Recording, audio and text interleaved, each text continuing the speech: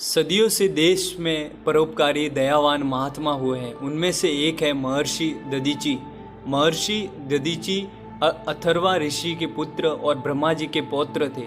उनके आश्रम में बहुत से ऋषि मुनि निवास करते थे। महर्षि दधीची जितेंद्रिय थे। लोभ भय उन्हें छू तक नहीं पाया था। वे त्याग के साथ साथ अन्याय का प्रतिकार करना भी जानते थे। आइए तो एक कथा जानते हैं कि किस प्रकार से उन्होंने अन्याय का विरोध किया और हमेशा सही का साथ दिया।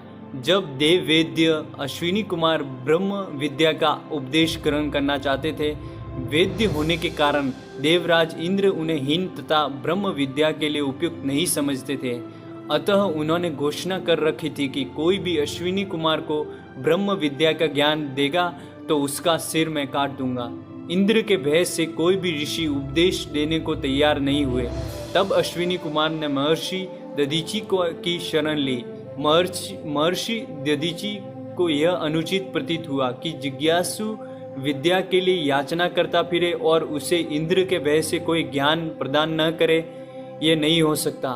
वे सहर्ष ब्रह्म विद्या का ज्ञान देने को तैयार हो गए। इंद्र का प्रयत्न महर्षि दधीची के तेज के आगे निष्फल हुआ। अब जानते हैं उनके त्याग और बलिदान से जुड़ी एक कथा। एक बार की बात है, महाबली वृत्रासुर के पराक्रम से त्रिलोक भयभीत हो रहा था। उसने देवराज इंद्र को भी पराजित कर दिया और उन्हें स्वर्ग से भगा दिया। भयभीत देवता इंद्र के साथ तीनों देवों की शरण में गए और उनसे विनती की कि हमने हरेक प्रकार के अस्त्र शस्त्र का वृत्रासुर के खिलाफ प्रयोग किया, लेकिन सब निष्फल हो गए। तो प्रभु आप हमें कोई ऐसा अस्त्र या शस्त्र बताए जिससे उसकी मृत्यु हो सके। तब भगवान ने कहा कि अभी तक ऐसा कोई अस्त्र शस्त्र इस पृथ्वी पर नहीं बना है जो वृत्रासुर को मार सके। उसे मारने का सिर्फ एक ही तरीका है, तुम ऋषि दधीची के पास जाओ।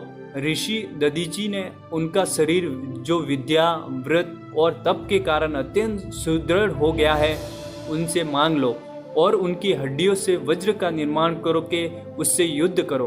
उस वज्र से वृत्रासुर मारा जाएगा और तुम्हें विजय प्राप्त होगी। इंद्र महर्षि दधीची के पास याचना लेकर जाते हैं। इंद्र ने अपनी विपत्ति कह सुनाई और देव कार्य के लिए उनसे उनकी हड्डियां मांगी। ऋषि को उन पर दया आ गई।